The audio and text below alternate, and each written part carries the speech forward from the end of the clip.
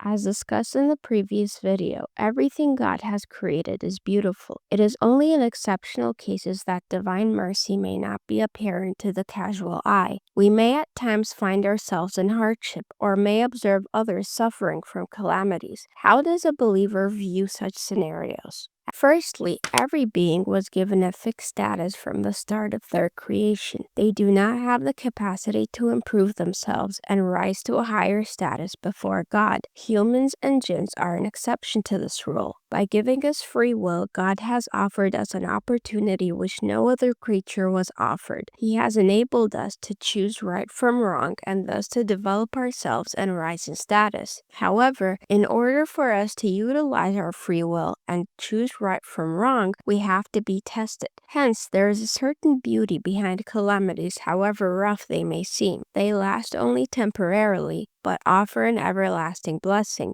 Essentially, this world was created to be a field of examination. The permanent reward for the choices we make will be given to us in the afterlife. Secondly, a world with no hardship would limit our understanding of God and His names and attributes. Such things as poverty, illness, weakness, and so on would not exist in a perfect world. The absence of poverty would imply that everybody possesses the same amount of wealth. Since everything is best understood through its opposite, the absence of poverty would limit our understanding of the concept of wealth and poverty. This would in turn limit our understanding of what it means for God to be the sufficient, El-Ghani. Similarly, the absence of weakness would limit our understanding of God's power. Also, with the absence of illnesses, we would not be able to understand what it means for God to be the healer, Ash-Shafi, since we would not feel the need for God to heal anything, and so on. We would thus have a very limited understanding of who our Creator really is. Finally, our viewpoint of what constitutes as a calamity is based on our self-centeredness. Volcanic eruptions, for instance, may be viewed as a calamity. However, these eruptions bring many benefits to the earth and play a vital role in the environment. When looked at the whole picture, the benefits far outweigh the suffering. The reason it is classified as a calamity is because we often fail to see the whole picture,